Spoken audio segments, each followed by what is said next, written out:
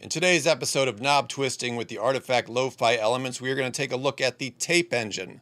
So the tape engine just gives you all the great effects that you could do with vintage tape machines. So let's do a knob-by-knob tour of the tape engine in Artifact. Here we go. So here's my dry signal. The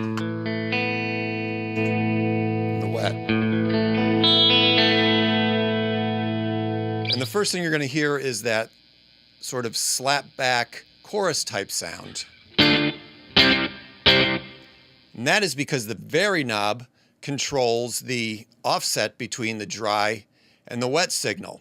So if you're using it with the mix knob, now the mix knob just controls the ratio between the completely dry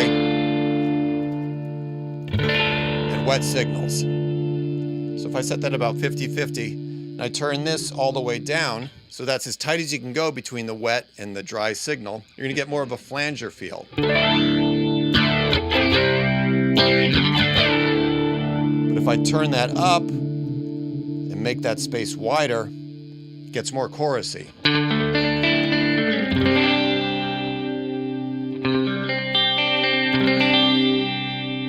Okay, now to the bandwidth control. Now this controls the type of time-based effect that we're using. On high, that is dual delay, so that's the most standard. So we move to medium. It's a ping-pong slapback sound, so you're going to hear more of a back and forth bouncy feel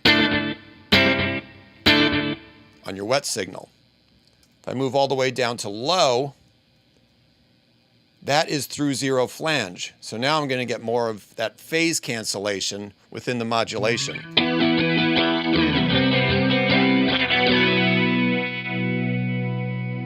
So let's go back to the dual delay.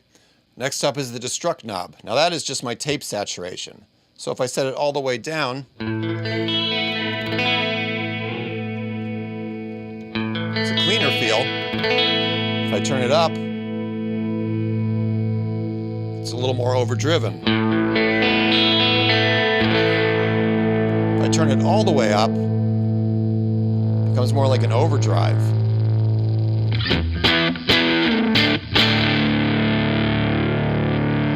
Let's set it between, so we hear both the wet and the dry, and set the vary knob back so you get kind of a slapback lead sound.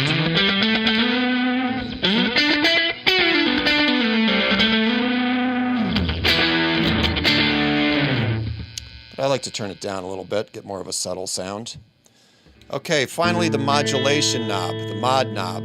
So this actually controls 3 different parameters depending on where this toggle switch is set. All the way to the left controls the modulation rate, the middle controls the modulation depth, and at the end is the modulation shape. Now what that does is it increases the tape noise. So basically it's like as you turn to the right, you're getting more of an old tape sound. It's like gets more crinkly. So let's set this, the mix to 100% wet, turn this down so you can really hear it.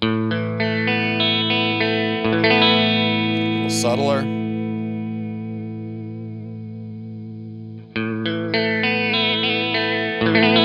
Turn it up, it gets a little wilder.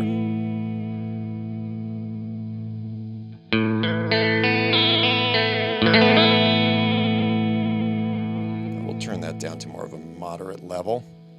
And finally, we have the tap tempo switch, which controls the rate of the modulation. Back down.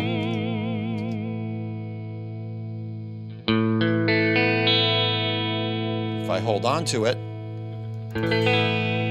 it's into self-oscillation.